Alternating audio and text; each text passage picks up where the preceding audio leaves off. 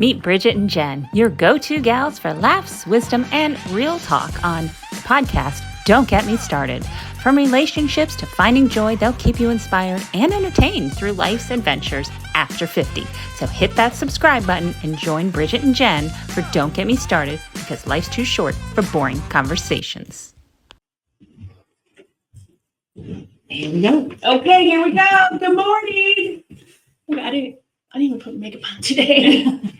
So ring light, do your magic today. Episode 16, the breakup on Don't Get Me Started. Yep. Don't get me started. Take 1 of 15. Okay, I'm gonna take my sandals off. Yes. Do you need a pen? No, we got a pen. Okay. Yeah. All right. So life's too short for things that drain us. Yes. Time to let go. Right. Time to let go, and time to we can restart our day any time of the day. We can restart our day. Yeah. Let shit go. Right. Sometimes that's easier said than done, though. I know it is. It is. Sometimes it's. Yeah, it's people, and when people say things like they didn't make you feel bad, or they didn't make you angry. Yeah. You let yourself get mad or angry. Yeah. Nope. They made me sad. They made me angry. So it's a work in progress, constantly a work in progress. So appropriately. Yes, you dressed appropriately for the occasion. My husband said to me, "What does AF mean?" Oh. Well, I guess for our listeners that are listening on Apple or any of those that can't see, my T-shirt. Your T-shirt says for our what? friends, my T-shirt says Zen AF. Yeah. And Sweet Dan. And Sweet Dan, my sweet husband said, "What does AF mean?" So I told him. Yeah. Sure. Oh boy, yeah. So more women are ending long-term friendships in midlife, and they don't feel guilty about it. How about that? I agree. Yeah. But the don't feel guilty about it part, that's hard too, I think. Right. Because I personally have ended a couple, and a couple of them were doozies. Mm-hmm. And because I have a problem with boundaries. I do. Mm-hmm. I can set them. Yeah. Like I'm told to do. I can set boundaries, but I have a hard time adhering to them. Right. Sticking to it. Mm-hmm. So my brain always wanders, and so there's been friendships that I've let go because they just don't make me feel good. Yeah, they just don't serve you anymore. They just don't serve me at all. But then then I always I question my thinking. Yeah.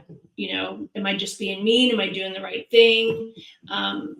And I have to remember that I am. That if I had to think about it in the first place. That's right. Yeah. And sometimes it's you are actually intentionally saying goodbye to that friendship, right? You're saying, no, enough of this, right? And then sometimes the relationship just kind of dies out on its own. And it's not that something in particular happened. Yeah. But there's just no commonality anymore.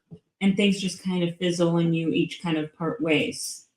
Yeah, I gotta think of what my daughter said to me, because she, and I know I've mentioned this before,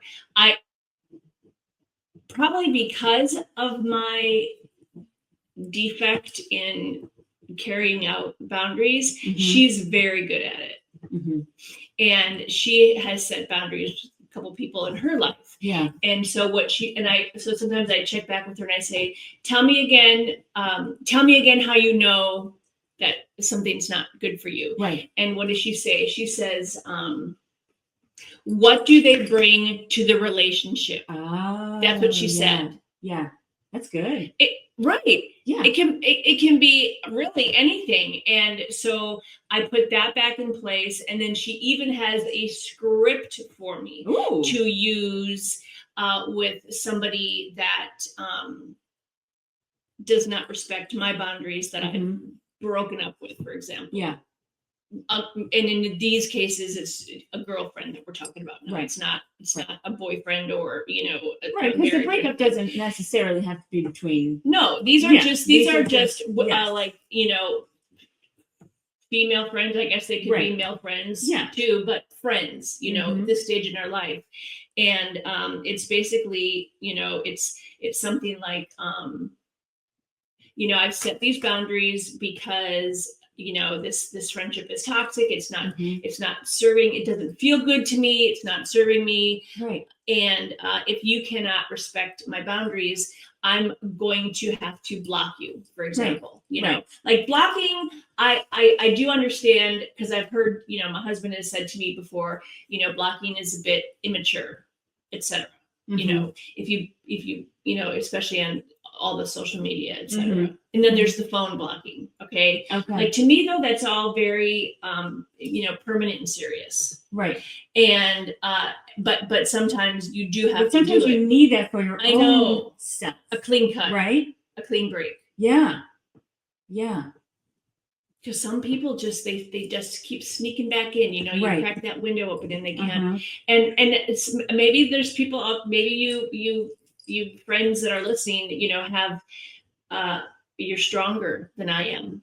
But I'm weak when it comes to hanging onto these boundaries. It's very easy for people to make me feel bad. It's very, very easy for people to make me feel guilty. See, there it is again. I hear my daughter saying, "Nobody can make me feel anything." Yeah. Yes, they can. Yes, they can. They make me feel. So I know that I need to be stronger in a lot of ways. Yeah. Okay, so here's my question. When you block somebody, do you know how this works? If you block somebody, where are we blocking? Let's start with just like their phone number. Okay. Do they know that? So sorry. Do they know that? You know what I mean? Like, does it show up? Do you know? Okay. I know. I think so, because I've had this conversation, and because I always ask my kids, like, if I block somebody, will they know? And I don't think they do it first, but then I think that there's like, it'll say delivered, like right. It'll say delivered, but it won't say read, or like, it'll just be delivered. Okay. And then there's something else too. I think it's the color, like the color of the message. Oh, okay. You guys correct us, you listeners, correct us, because we we're over 50. So tech isn't. Tell us if I mean, I guess I could block you and we could experiment. We could experiment and see what happens. Because I do know this. I do know that on your phone, because there's this person that I blocked a while back. Yeah.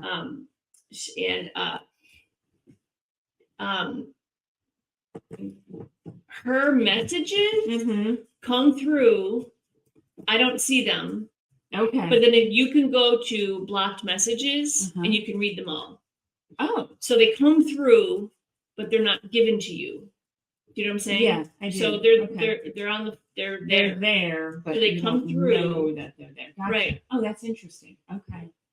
But the bottom line is, for that reason alone, because they're not coming through, it doesn't, take up rent in our head. Yep. So I think that's the main thing. Exactly. We just out of sight, out of mind. Right. Yeah. Now I know my account is open on Facebook and Instagram, and I know yours is. You mean public? Public. Yes.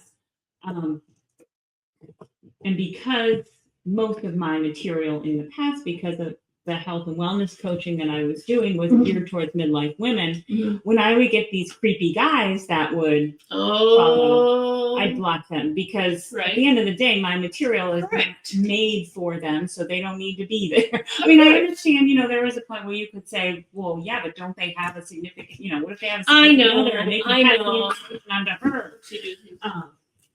I know. But I still was like, I think it's the same thing. I've got, I think I checked my demographics once, on or analytics on social media, and And I have like 4% men. Yeah. And every once in a while, a guy will comment on something, and my first reaction is, "What are you doing here? Right. Like, how'd you get in the room?" Yeah. And Who let you in? I know, but they're cordial. They're not being weird. Yeah. But then there are those. I think they're bots. Have you seen those? Yes. They're all like GQ guys, and if you check their profile, there's like nothing going on. Right. And they're usually in the military. Yeah. Or retired. Yeah. So those I block. I block those immediately. Yes. But I don't know. Some just look like normal, like just kind of checking out what's going on. Yeah. So it's hard. Yeah, I know. There was a time where I was getting so many of them that I was like, my day job was just being a blocker. Exactly. Pushing up the blocks. Yeah. So along with friendships that we are saying goodbye to, something else to say goodbye to is diet culture. Oh my God, you scared me. I thought you were going to say Diet Coke. Oh God. Okay. For heavens, no. I give it a Diet Coke. That's not happening. Yeah, I need to learn more about that from you. I actually thought about you this morning, or last night actually. Here's why. This is so weird and so funny, but welcome to my life, right? I make a well-balanced dinner for my husband every night, okay? And I don't make any for myself. Like I make Dan a big dinner. I pick at the food while I make it, kind of. Yeah. I graze. And then I will usually eat something like yogurt and granola. Like, don't get me wrong, I am not this lean health food freak, but I'll pick at stuff like that, or a protein bar while I'm cooking dinner. Okay. And then sometimes I'll split that meal, give half to my mom. However, last night I made hamburgers and on these really nicely baked Kaiser rolls. So anyway, I asked Mom, "Do you want hamburger and fries tonight?" And she said, "I'll share one with you." So I was like, "Oh, okay." So I served Dan his meal. I made Mom hers. I cut the hamburger in half. And this is turning into such a long story. I cut Mom's in half, took hers to her, and then like later on I was like, I think I'm going to eat that half a hamburger, which is not something ever I do. So I ate it. I know, doesn't it sound like I have a food problem? So I ate it and I was like, oh my God, this is good. And I thought of you because I was like, oh my God, this hamburger on the Kaiser roll, like if anything in the past, I would have taken it off the Kaiser. I would have eaten just the meat. Okay. Right. I ate the whole thing like a normal person. And I thought, I wonder if this is what Jen is talking about. Like when Jen talks about, the canceling the diet culture and eating normal food. And if you eat normal food, well-balanced appropriately, you can maintain a good weight or lose weight if you want to, blah, blah, blah. Yeah. Like seriously, that all went through my head last night. Yeah. Just because I ate half a hamburger. But is that what you're talking about? Like eating normal food? Yes. And then this idea that, it's all about just counting your calories and whittling your waist and, all, to all the listeners, all I'm raising that my stuff hand. that, I'm raising my hand. Slim Fast and what were the pills? That's the trim. Oh my God. Did anybody else order Speed off the back of a Cosmopolitan magazine? Am I the only one? Do you not know what I'm talking about? No? Do you remember in Cosmo, you flip to the back pages and there's all those ads and offers? No? Yeah. What did you read when you were younger? Oh, 17. Okay. And, yeah. I guess. Teen Beat. Yeah. Okay, Tiger. Oh, yes. Okay, well, anyway, I know I'm not the only one, but Cosmo.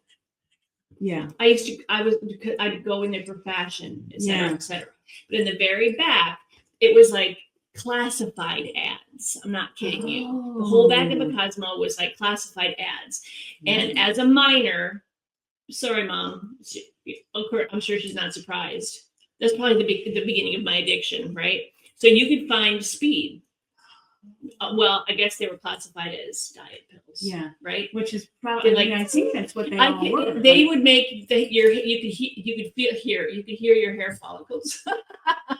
You could feel your hair follicles stand on end. I don't know. It's the weirdest thing memory. But so you would order a bottle. There's no proof of age or anything. Yeah. And I don't know how. What did I do? Did I send in cash? Probably. Yeah. I probably stuffed a little money in an envelope and shipped out. We clipped the little coupon and I got them. Things out. Yeah. And it would just sort of like give you energy and curb your appetite. Yeah. So that Yeah. Okay, go ahead. But I mean that's that's part of young. this generation, right? Mm-hmm. And what's that? All those ones at the grocery store, true. Women's Day, and even to this day, when you go lose 50 pounds in 12 weeks, right? That's like the front cover of every single one of them. And no matter what articles come out or what patterns they try to create, like skinny's not the trend anymore. Yes, it is. That's what they're like. All you still can't selling, you can't just say that skinny or this is the new skinny, then have an average size person in there. Right. Meanwhile, your TikToks and your Instagrams and your Facebooks are showing skin and bones walking down the runway. Right. Yeah. So. Yeah. But it's all part of our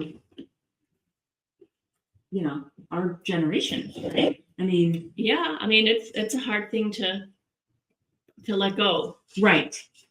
Look and the models that we had Kate Moss, we had Twiggy, we had the It Girl. Right? Yeah. Mm-hmm. Yeah.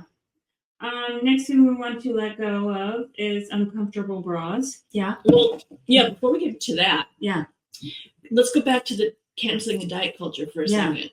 Okay, so what is our solution to that? What are we hoping to accomplish in this phase of our life? Where are we now? You know what I'm saying? Like, are we staying skinny? Right.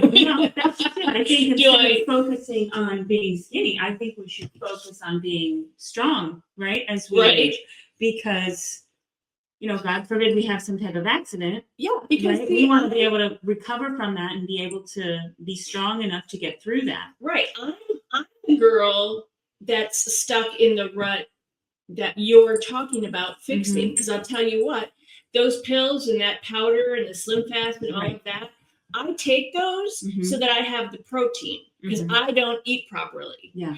And in addition to that, I don't. If I get thin at my age, then I get the wrinkly skin. So, I personally need a big 180. So what's preventing you then from eating? Like eating what? Like the burger more regularly. Like instead, when you make Dan's dinner, what's preventing you from making enough so you and Dan can have dinner together and eat it together? I think that I just have a weird relationship with food. I don't know. I don't. I think when he and I travel here, I don't know. You try and figure it out. When he and I travel and sit together at these little outdoor cafes or a little cafe on the beach, we enjoy the restaurant, we enjoy checking out the menu, and we enjoy the food together. So we do that. When I come home, I don't enjoy cooking for myself. I don't it doesn't appeal to me. I don't feel like eating a salad. I don't feel like eating a hamburger. I can't tell you why. Yeah. I mean, I think if like sometimes when a salad is pre-made for my husband or something like that, I'll pick at it, but I have to work on it. I have to, I think plus I'm also worried about, gaining weight, eating like I normally wouldn't eat the hamburger bun because to me, like Okay. Other than sugar, which I eat too much of, I try and avoid pasta and bread and things like that because I look at that as 100% wasted calories. And maybe it's not. Maybe I need the carbs. Maybe, I don't know. We do for energy. Okay. That being said, if we have a fat, a protein, and a carb, we can help to balance our blood sugar. Okay. Which helps to get rid of our cravings. Okay. Which helps to keep us feeling fuller longer, right? Yeah. So if we're doing that regularly, then carbs are not the enemy. It's the amount of something that can be the enemies. It's the amount of that. So if you're going to have pasta, have the pasta, have some vegetables with it, have something green with it, and have some type of protein with it. Yeah. And then that will, so you're still having those things. You're not getting rid of them. But you're having them in a way that's serving your body in a better way by having a protein, a fat, and a carb with each meal. Okay. Yeah. Yeah. I got to work on that. Okay. So, I've got to work on replacing my, protein bars with actual food that has the, the chicken and the, like you eat a lot of ground beef, a lot of ground chicken, ground. Yeah. Okay. Yeah. Do you prep your food? Yes and no. Like right now, since it's just me, yes, my family's back in Ohio, so it's just me. So I prep food for the entire week. For my breakfast, I prep my lunch, prep my dinner. When I'm at home, I will usually just make a larger portion so it lasts, and there's some for everybody. But a lot of people can be overwhelmed by meal prep. And so what I tell them is you don't necessarily have to make the food. You just have to make sure you have the food. Yeah. You know what I mean? So make sure that you shop for it so you have it. That way, when it's time to make it, it's there. So if meal prepping itself seems overwhelming, just make sure you have the ingredients and then you can just make it as you go.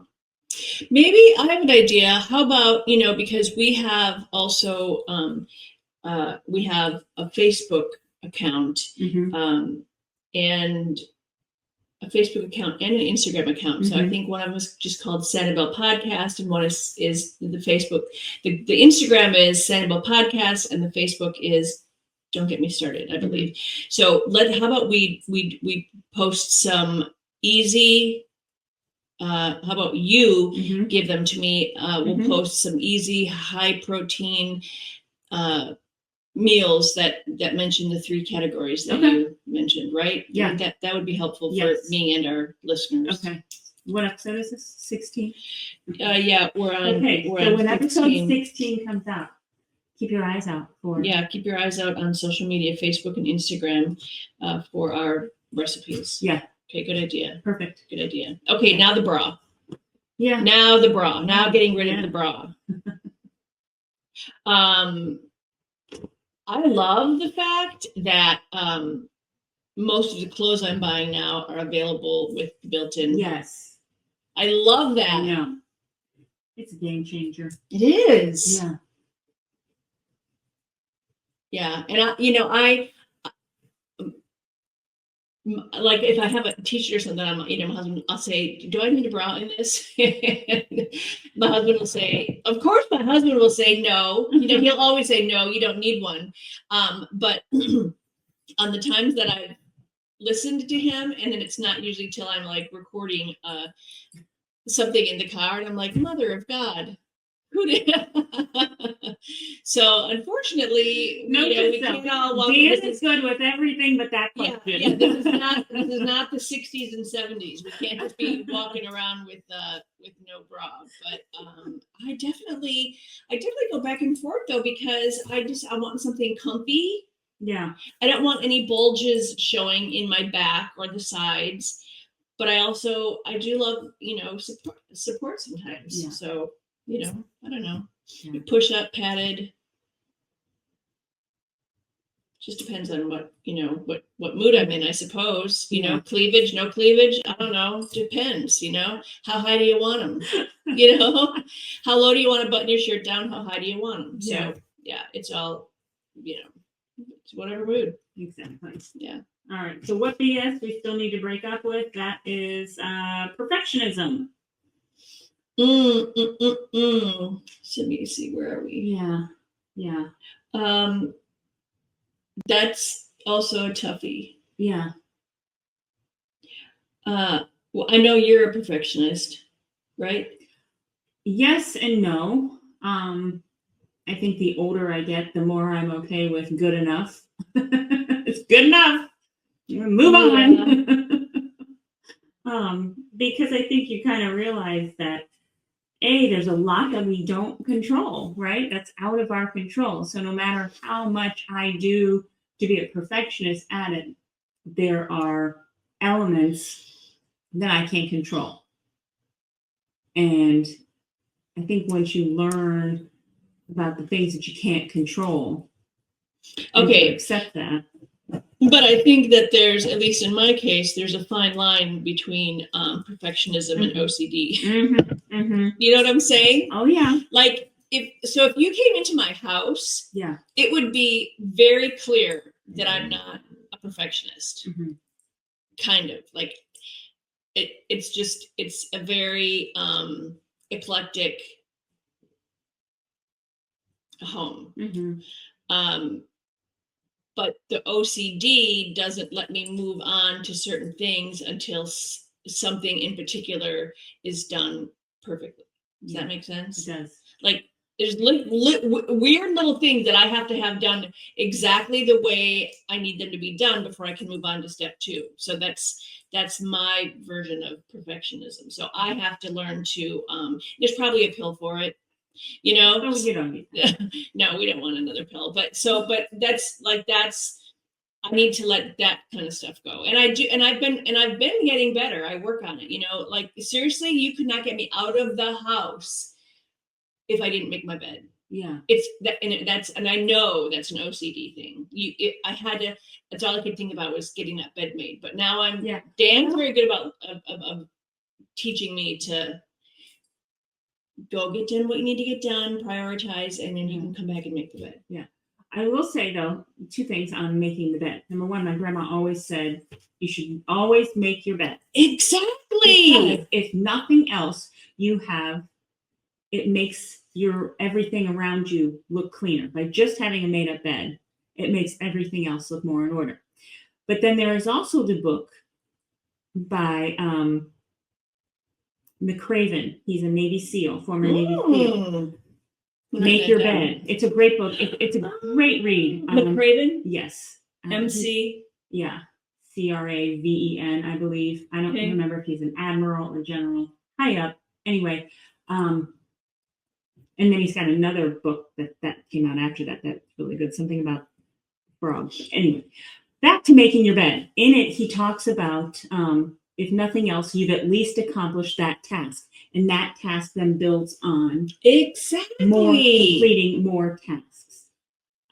It's a great book. I gave it to my son.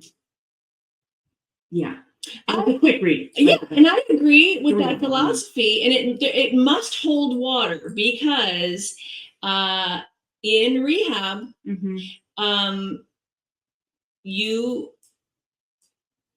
are told to make your bed every morning. Yeah. As part of recovery. Brush your teeth, make your bed. Yeah. Because it seems really simple to most people, but it becomes not an important thing when you're, I don't know, swirling through life, I guess. Right. And their philosophy is that by making your bed, exactly what you said, you've got one little tiny accomplishment. Yeah. And if you go out into the world and you just have a shit day and nothing goes right, you know what? You come home to a made bed. Like that is a good feeling. It really is. Yeah. So so it is hard for me to leave without that being done. It's Yeah. it's a very And that's okay. weird, I mean, uneasy feeling for Right. me. Right. And when Yeah. you think about it, it doesn't take that long to do that. So yeah. All right. Neil Salon Wisdom for this episode.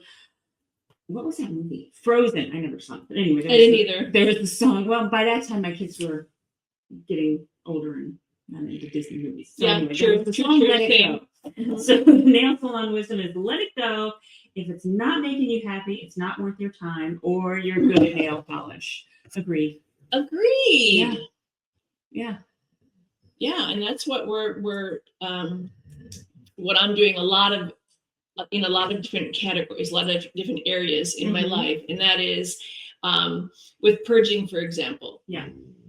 And I think when you're younger, it's harder to stand by that. Yes.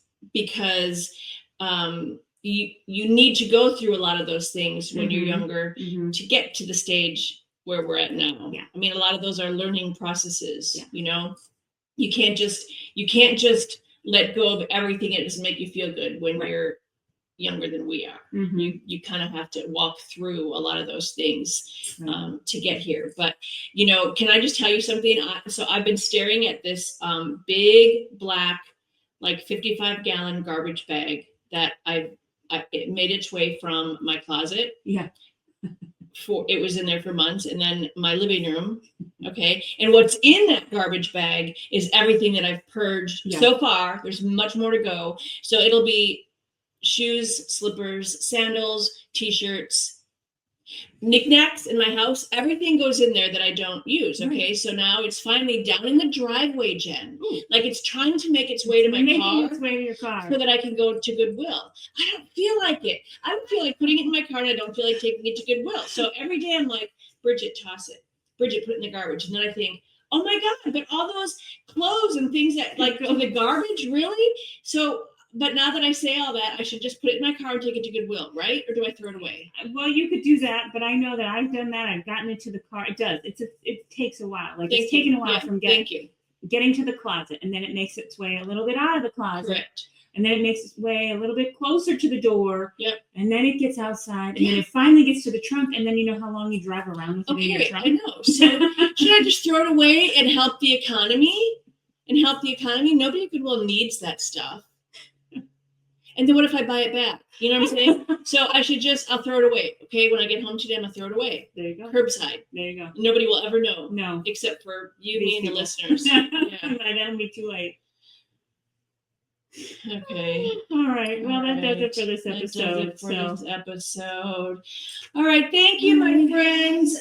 Stay sun-kissed and sassy. And keep showing up for yourself. And don't forget, if you rest, you rest. If you rest, you rest. That's for We'll sure. catch you Just keep next moving. time.